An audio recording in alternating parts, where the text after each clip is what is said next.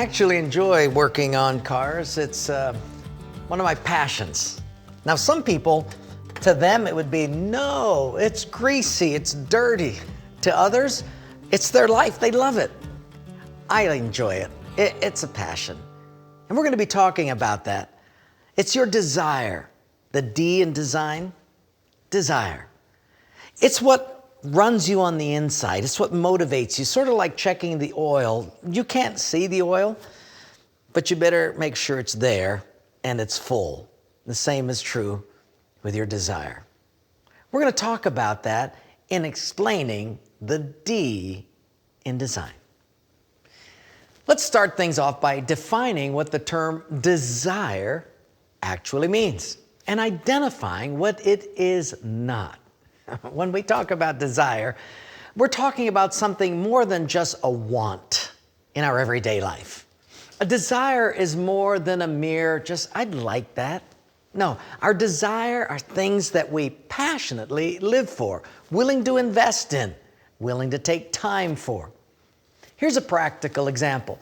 I may say I desire a cheeseburger for lunch, but I don't passionately chase after it with everything I have in my being. Now, I have some friends that will, but that's their passion, not mine. It's more accurate to say that I want a cheeseburger for lunch or that I'm craving a cheeseburger, but it's not really my internal desire. On the other hand, I may desire to make a difference in the lives of youth, or I might have a deep desire to learn the guitar or piano in order to lead worship. I have a desire, let's say, to cook and use that for serving people somehow, somewhere. And to achieve that, I'm willing to do whatever needs to be done to accomplish that. I'd go to school, I'd take training, I'd travel across the ocean. If I like Italian cooking, I'd go to Italy.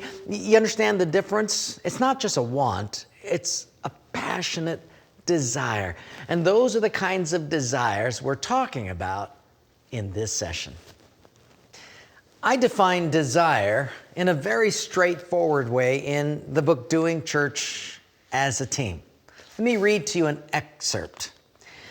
If all things were equal and you could do anything in the world for the Lord, what would that be to make it feel like it was Christmas every day?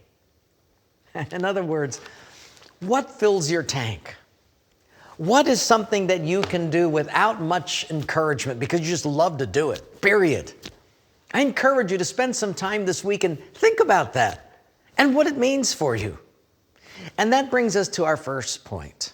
D, your desires are God-given. Your desires are God-given. Did you know that the things that you're passionate about are given to you by God? It's that latent power of a God-given gift that He's put inside of you, and it's in latent form. Now, you still need to discover that and develop it. It's like the oil inside of an engine. You can't see it, but you better make sure it's there and it's doing well and it's clean. Think about your deepest desires for your life, the things you want to accomplish and everything you chase after. I mean, if it's not sinful, they're from God. I mean, you can have some man-made desires that are fleshly, but I'm talking about the ones that God has put into you. In the book of James, chapter 1, it tells us that every good gift comes from the Father above, with whom there is no variation or shifting of shadow. Every good gift, comes from the Father above. You see, God made you, and He put those desires in you for a reason.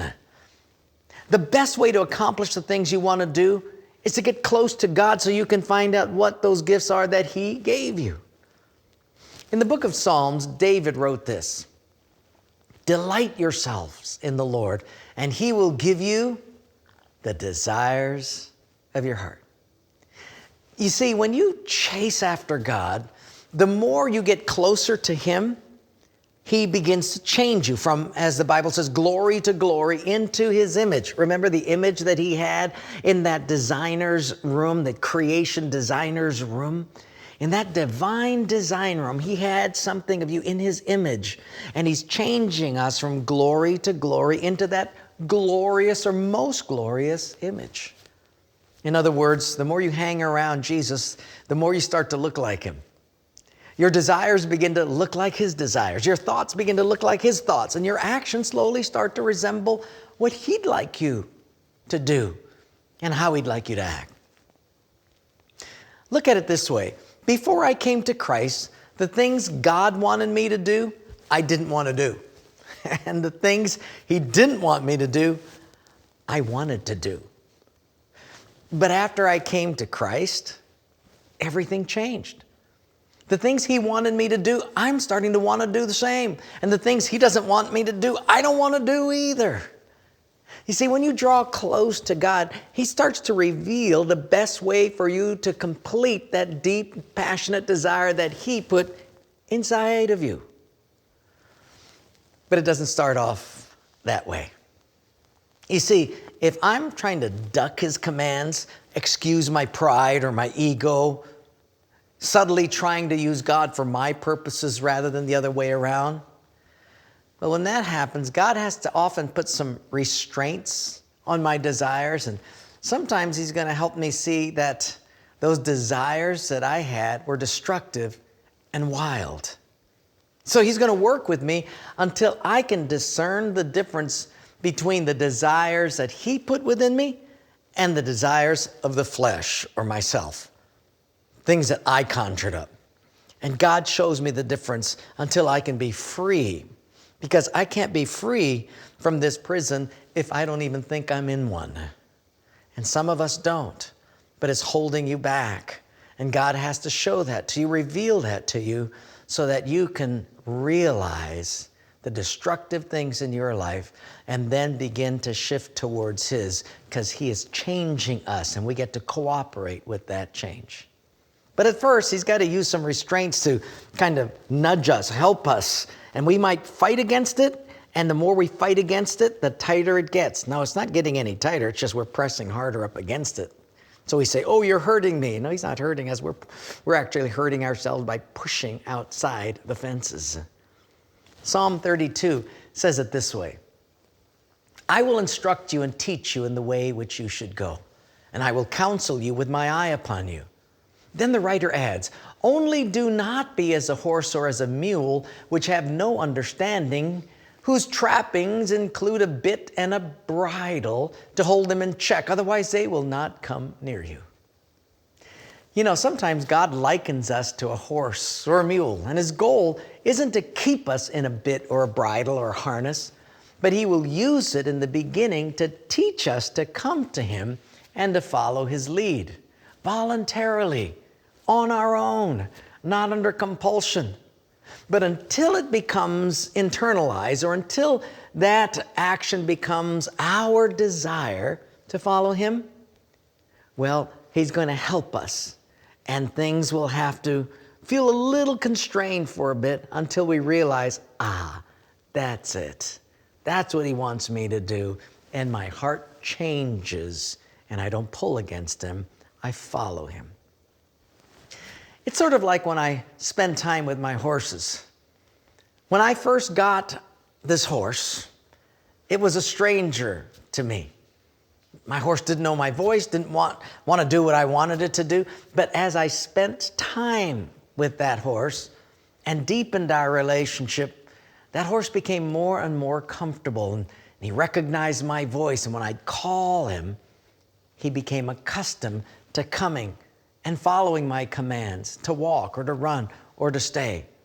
But it starts off with some helps to train, but my desire is to remove all those helps so that what he had on the outside becomes something of a voluntary desire and passion to do his will on the inside. So I'm doing what they call groundwork. So I'm going to teach him to come to me, go back, and I do it with a lead rope first. And my goal is to get him to be able to do that without me using a lead rope. So at first I train a horse with the rope, and so I'll go and he'll come to me. But this rope here is so that he'll come, but I have to give him a little bit of encouragement with this rope. And then I'll say back, back, back, whoop, stand. And then I'll also tell him to move his back end away from me. Because one of the more dangerous things is when a horse's back end is towards you, they can kick. So I teach them whenever I go around, I want your back end away from me by me looking at their back end. But all of this is done with a rope. My goal is to then take this off.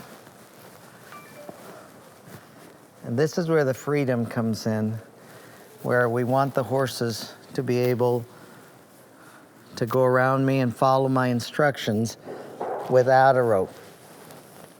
So I'll say back, I'll say around.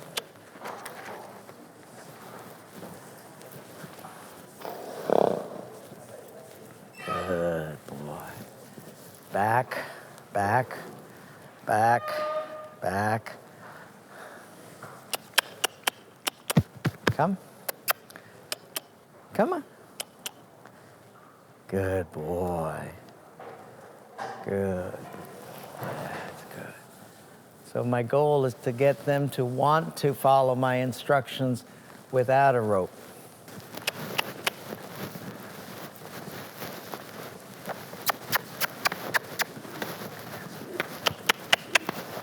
This way. Good boy. So our hope is that we're able to take off the rope and then he'll follow me without having to be told and having a rope to guide him. So this way he does it because he wants to. It's sort of like that with us and God. As we spend more time with Him, the more we recognize His voice and His desire for us. And we don't fight against Him. We actually begin to cooperate because we begin to understand instinctively what He wants us to do, how to cooperate with Him, because His leadership and His ways are best. His desire becomes ours, and our desire is His. To be changed by God means you're spending time with Him. You've got to hear His voice and recognize His voice. It means you're growing in the knowledge of who He is and what He says. It also means that you're deepening in your relationship, your friendship with Him.